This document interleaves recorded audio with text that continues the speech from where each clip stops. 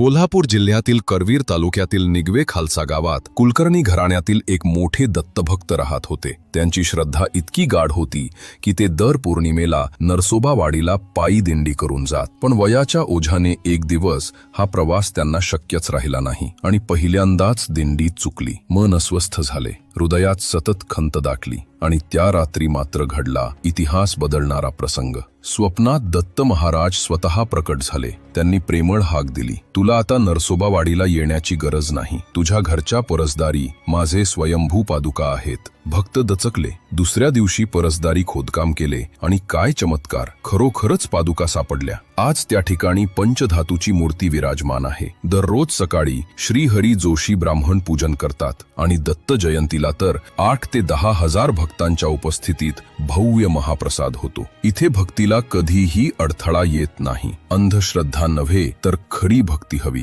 कारण आजही दत्त महाराज संकटकाळी आपल्या भक्तांच्या पाठीशी उभे राहतात याची प्रचिती गावकऱ्यांना दररोज येते. तुम्हाला हा चमत्कार जाणून रोमांचित वाटलं का? तर ही कथा अधिकाधिक लोकांपर्यंत पोहोचवा.